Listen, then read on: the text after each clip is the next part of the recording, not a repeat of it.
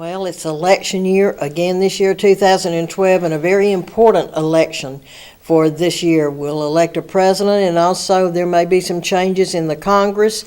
And with me today, hoping there will be some changes, is Henry Ross. He is from Eupora, and he is a Republican candidate for the U.S. First District congressional seat. And Mr. Ross, I want to talk with you for just a minute. For a lot of people who may not remember or know, I want you to talk a little bit about your background. Well, Ann, first of all, it's great being here with you today. I enjoy always coming on with you. I am from Eupora, Mississippi. I'm a native of Webster County. My family is basically from there. My wife, Ann, her family's from that area too. We've been there for a long time. I was an Ole Miss graduate, undergrad in law school, and went on to join the Navy JAG Corps, and stayed in the reserves and retired out of the JAG Corps in 2001 in the reserves. I served as mayor of Eupora, as a circuit judge, and also assistant DA for several years. And I had the pleasure of serving in the Bush administration, the last one, there towards the end, and then went to Washington in the Justice Department in the Environment and Natural Resources Division. I was a political appointee up there. I came back, and as you know, as we talked about last time, I ran for Congress in 2010 in the Republican primary, and we barely missed a runoff with Alan Nunley, who went on to win that seat. All right, now we talk about you're entered again. What keeps you motivated? You know, running a political campaign in the 1st Congressional District, which is quite a large district, and what keeps you motivated to want to run in this particular race? Well, it's all about the country, and for decades, conservatives have been very frustrated. They've seen our federal government move to the left, and it keeps on going left and left.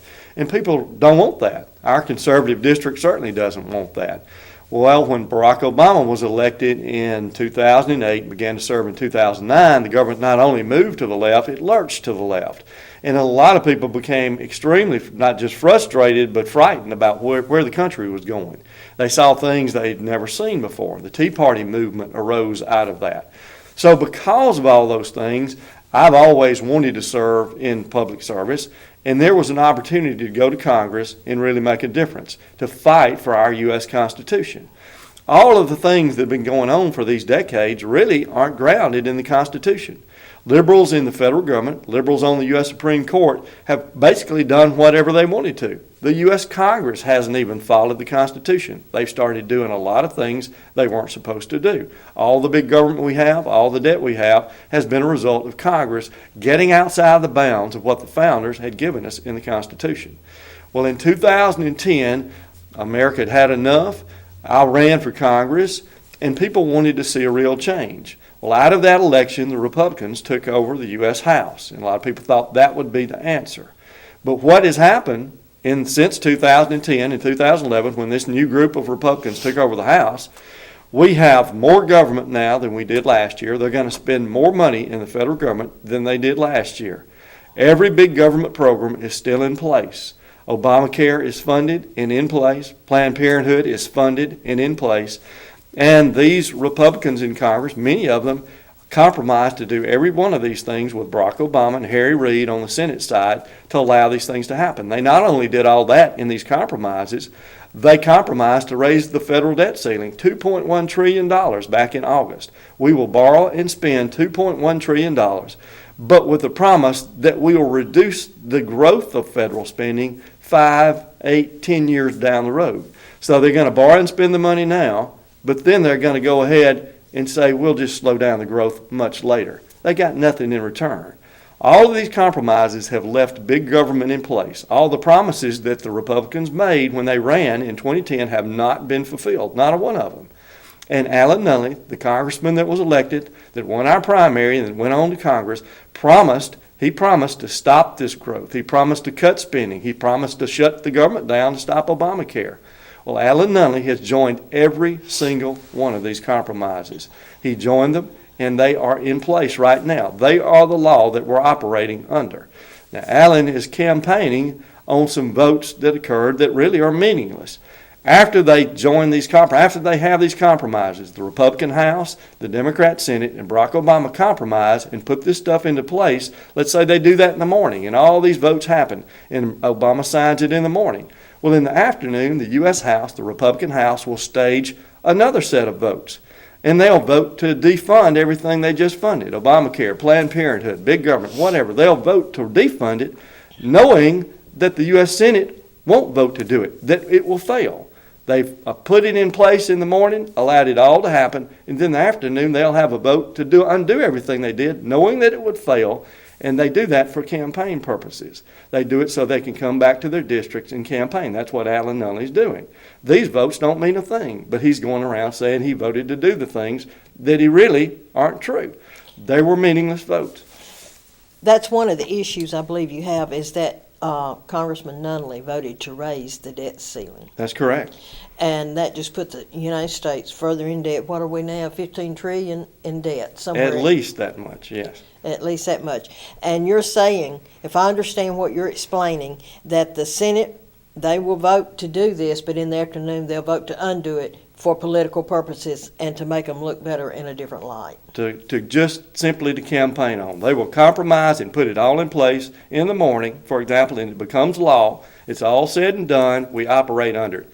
In the afternoon, they'll come and try to say they're voting against all of the things they did in the morning, knowing that that vote won't get anywhere. It will fail in the Senate. They'll campaign on the afternoon's vote that's meaningless and ignore and try to hide the one they did in the morning that actually compromised and put it all in place. You know, it's kind of hard for the people. It's even hard for me to understand how you can vote on something and it goes in, if the Senate votes for it and the House votes for it, how do you get that second vote in the afternoon? Well, that's one of those political tricks in Washington. When they have these compromises, one of the things the Republican House asks for is to, in their negotiations, they say, we'll do this, but we're going to require a second vote in the afternoon. After we pass all this stuff and it becomes law, we're going to require a second vote so we can vote to say no, and you can vote to say yes, and we'll do it so we can campaign on it. They negotiate that into the process so they can have a campaign issue. But they, in reality, have put it all in place in the earlier vote. You know, Obama signs it, and it becomes the law, and we're operating under it now. Do you see, you made mention in your opening statement about the Tea Party, and they have come out of this, I guess, the frustration of the American people and what's going on. We've seen so many changes in 3 years. We've seen the Constitution absolutely butchered nearly on different issues. And the Tea Party has been birthed from all these problems that are going on in America now. Do you see this as an advantage in this year's election? The Tea Party, they're going to be a strong voice in this year's election? They absolutely are. The Tea Party's had enough of this. They've had enough of these so-called conservatives that come out of districts like this, people like Alan Nunley that actually go up and become moderates. They've had enough of it, and they want real conservatives to go to Washington and get us back to limited, God-centered constitutional government. Now, these votes I mentioned a while ago, Ann, well, they'll have, let's say there are 242 Republicans in the House. There are about 150-something Republicans that vote to do these compromises. In these votes, there are about 66 to 86 real conservative Republicans who vote against these compromises. They buck their own leadership, Republican leadership in the House, and they vote against these things. They voted against the budget deal in April that didn't really cut any spending when we had $1.3 trillion deficit last year. They voted against that compromise. 59 of them did that. 66 of them voted against the debt ceiling raise back in August. 86 of them voted against this $1 trillion appropriations package that was passed in December that kept every one of these things in place. All of these votes keep big government in place. And there's about 66 to 86 really conservative Republicans in the U.S. House that are fighting against this stuff, fighting for the Constitution. The Tea Party recognizes this, and they know that if we get more real conservatives like me to go to Washington and join these people who are fighting for limited government, we just might have a chance to turn this back for the first time in decades, for the first time. These guys are willing to lose their seats in Congress to do what's right. And there's an analogy I use in some of the speeches I have. The founding fathers that signed the Declaration of Independence, they signed that in the face of Great Britain, the greatest power of the day. their chances of winning the Revolutionary War weren't good unless the Lord himself intervened, which he did. But when they signed that, they knew if the war was lost, every one of them would be hanged as traitors by the British. Every one of them were going to lose their life, and the potential for that was very great. But they did it anyway because they believed in their cause. They believed they needed to be free. That was their God-given right. That same kind of dedication to the Constitution and service to the country needs to be in Congress right now. It is totally absent from most of the Republicans in Congress. Now, I'm just talking about Democrats, the moderate Republicans. All they want to do, man, is stay in office, and they avoid controversy, and that's what they do, compromise again and again to avoid the really tough decisions to cut this government back. And it's going to be hard decisions made when that happens. It's going to be tough, but they have to be done. I want to talk to you about some issues, and these are issues that I have talked about with with the U.S. Congressman that's in office now. The foreign aid issue. 75% of the time and monies, a lot of it goes to foreign aid, and these are countries who are fighting against us right now. How do you feel about foreign aid to these third world countries? Well, basically what they're doing is buying friends over there, and sometimes these friends are friends, and sometimes they're not friends.